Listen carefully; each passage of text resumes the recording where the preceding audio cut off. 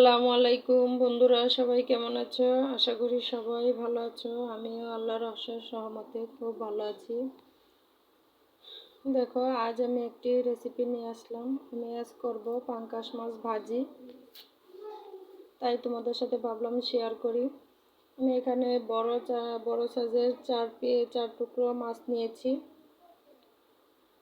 এখানে আমি লবণ দিয়ে দিলাম, হলুদ গুঁড়ো দিয়েছি, মরিচের গুঁড়ো দিয়েছি, ধনের গুঁড়ো দিয়েছি, দিয়ে এখানে আদা রসুন পেঁয়াজ বাটা দিয়ে আমি ভালোভাবে মাছগুলোকে মাখিয়ে নিচ্ছি। দেখো, আমি উল্টে পাল্টে করে সুন্দরভাবে মাখিয়ে নিচ্ছি।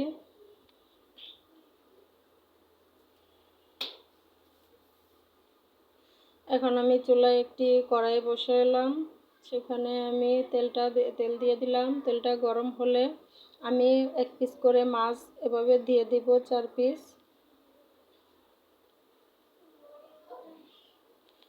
দেখো, আমি মাছগুলি এভাবে করে দিয়ে দিচ্ছি।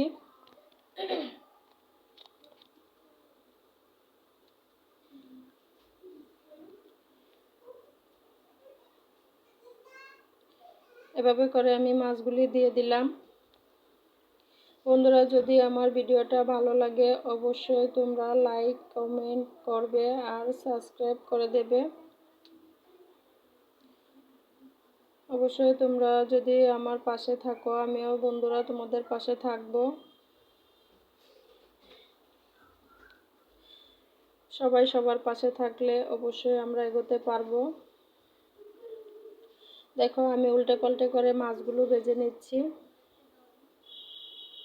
মাছগুলো দেখতে দেখো কত সুন্দর কালার এসেছে।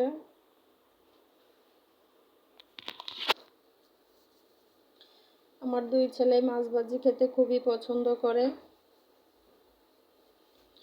তাই ভাবলাম যে তোমাদের সাথে শেয়ার করি। দেখো, এভাবে করে আমার মাছগুলো ভাজা হয়ে গেছে। আর বন্ধুরা, আমার ভিডিওটা অবশ্যই আমি ছোট করে করি, যেন তোমরা সম্পূর্ণ ভিডিওটা দেখে লাইক সাবস্ক্রাইব করো আর সুন্দর একটি কমেন্ট করো, কারণ লম্বা ভিডিও হলে অনেকে দেখতে চায় না, মাঝপথে রেখে দেয়। আর ওভাবে করে ভিডিও দেখে সাবস্ক্রাইব করলে সেই সাবস্ক্রাইবটা ওঠে না। দেখো, আমি 2টা বড় সাইজের পেঁয়াজ নিয়েছি। পেঁয়াজ 2টা ভালো করে কুচি করে কেটে নিয়েছি। 4টা-5টা কাঁচামরিচ চিড়ে দিয়েছি। দিয়ে এখানে একটু সামান্য লবণ দেব, দিয়ে ভালো করে নেড়ে চেড়ে আমি লাল লাল করে ভেজে নেব।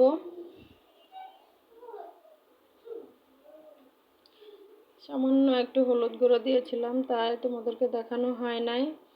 দেখো, আমার মাছ ভাজাগুলো হয়ে গেছে, দেখতে কত সুন্দর কালার হয়েছে।